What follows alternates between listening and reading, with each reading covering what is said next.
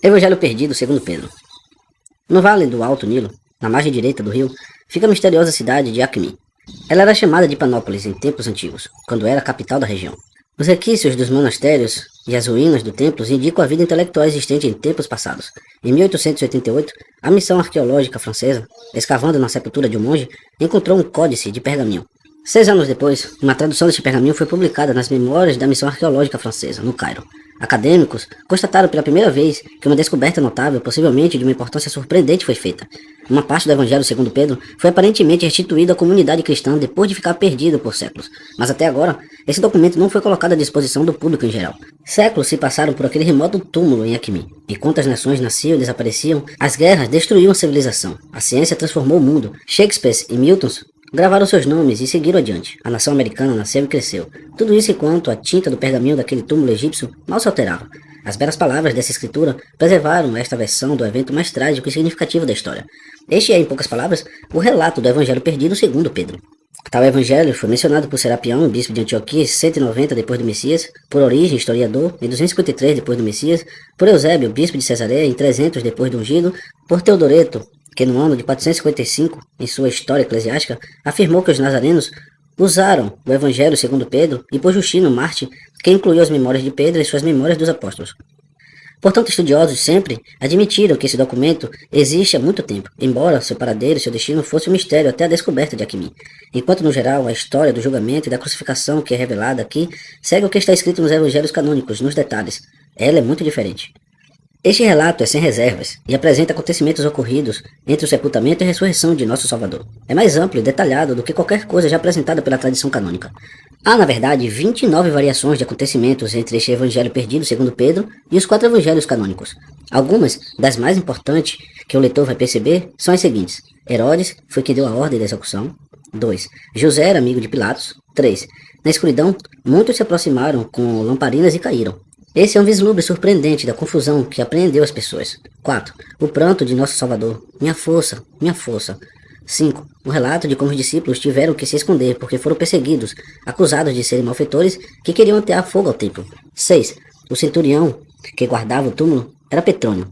Também é interessante notar o destaque atribuído a Maria Madalena, e como esse relato tende a atribuir mais responsabilidade a Herodes e ao povo, enquanto priva Pilatos, de alguma forma, de sua contribuição no que aconteceu. Além disso, a ressurreição e a ascensão são aqui registradas não como eventos separados, mas como fatos que ocorreram no mesmo dia.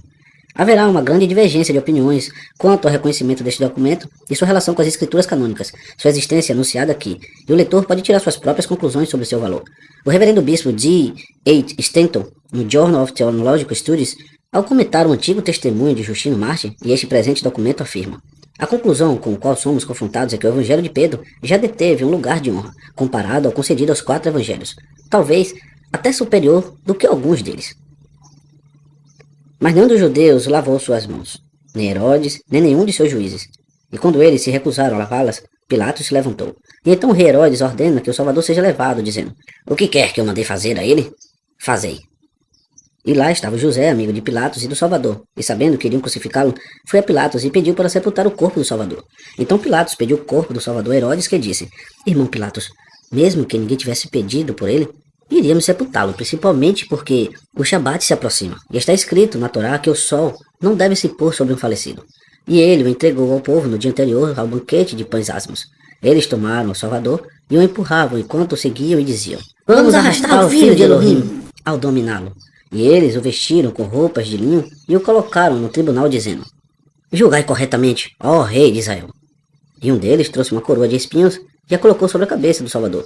Outros cuspiram nele, bateram em seu rosto, alfinetavam-no com pedaços de tronco, e outros o encorajavam, dizendo: com essa reverência, honremos o filho de Á. Eles levaram 2 malfeitores e crucificaram o Salvador entre eles. Mas ele se manteve em paz, como se não sentisse dor. E quando alçaram a cruz, escreveram nela: esse é o rei de Israel. E após terem arrumado suas vestes diante dele, deixaram-nas entre eles, lançados à própria sorte. Um dos malfeitores argumentou: sofremos de acordo com o mal que causamos, mas este homem, que se tornou o salvador dos homens, que mal lhe fez a vós? Então eles se irritaram com esse homem e ordenaram que suas pernas não fossem poupadas, para que ele morresse em tormento. Era meia-noite e a escuridão tomava a Judéia.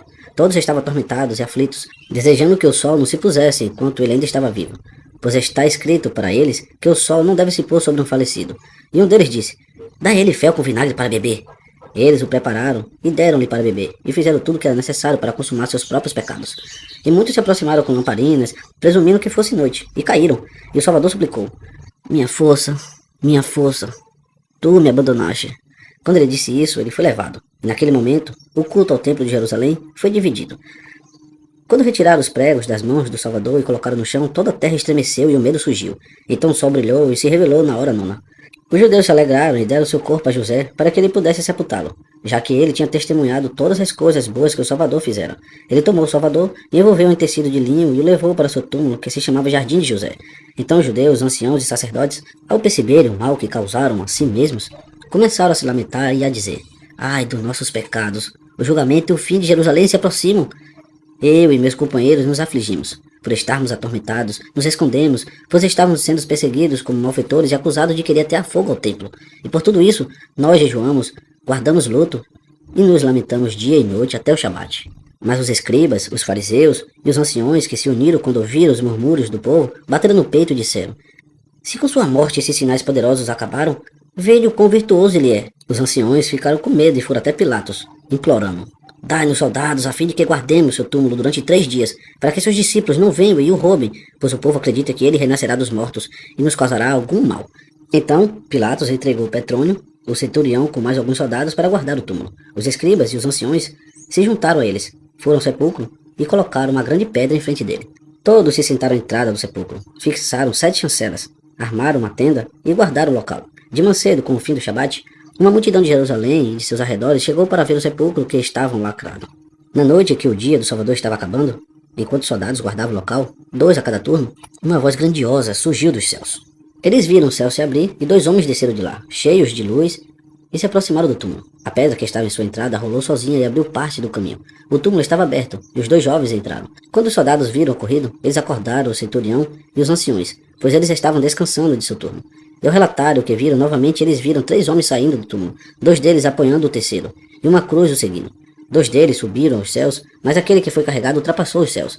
Então eles escutaram uma voz que vinha dos céus dizer: tu pregastes para aqueles que repousam. E uma resposta foi enviada da cruz: sim. Eles se aconselharam entre eles se deveriam ir embora ou se deveriam retratar essas coisas a Pilatos. E enquanto decidiam, viram novamente os céus se abrirem e um certo homem descer e entrar no sepulcro. Quando o centurião e aqueles que estavam com o homem viram essas coisas, eles correram até Pilatos, deixando para trás o túmulo que estavam guardando, e relataram tudo o que viram. Estavam muito aflitos e disseram: certamente, ele era o filho de Ar. Pilatos respondeu: eu sou puro, do sangue do filho de Ar, mas foste vós que indicastes isto. Então todos se aproximaram, suplicaram e imploraram que ele ordenasse que o centurião e os soldados não falassem nada sobre o que viram. É melhor, disseram, que sejamos culpados pelo maior pecado diante de Ar, do que cair nas mãos do povo judeu e sermos apedrejados. Pilatos então ordenou que o centurião e os soldados não contassem nada.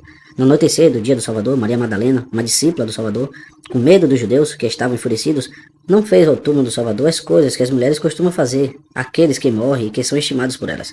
Ela levou suas amigas para o sepulcro onde ele estivera. E temendo ser vistas pelos judeus, ela disse: no dia que ele foi crucificado, não podemos chorar ou nos lamentarmos. Portanto, deixa-nos fazer isso junto ao seu sepulcro. Mas quem irá retirar a pedra que está na entrada do sepulcro para nós, para que possamos entrar, sentarmos ao seu lado e fazer o que deve ser feito? Pois a pedra é grande e tememos sermos vistas. Se não conseguirmos, que ao menos deixemos em sua entrada as coisas que trouxemos como lembrança para ele. Choraremos e nos lamentaremos até voltarmos para casa. Ao chegarem, encontraram seu túmulo aberto, e ao se aproximarem, olharam dentro dele e viram um jovem sentado no meio do túmulo. Ele era bonito e estava vestido com um manto muito brilhante, e disse a elas: para que viestes? Por quem procurais? Por aquele que foi crucificado? Ele renasceu e se foi. Mas se não acreditais, vede o lugar onde ele jazia. Ele não está aqui, pois ele se levantou e foi para lá de onde foi enviado. Então as mulheres ficaram com medo e fugiram. Era então o último dia de pães ázimos, e muitos estavam partindo, voltando para suas casas, já que o banquete terminara. Mas nós, os 12 discípulos do Salvador, choramos e nos afligimos. Cada um de nós, tendo sofrido pelo que acontecera, partiu para sua casa. Mas eu, Simão, Pedro e André, meu irmão, Pegamos nossas redes e fomos para o mar. E conosco estava Levi, filho de Alfeu, a quem o Salvador... Fim.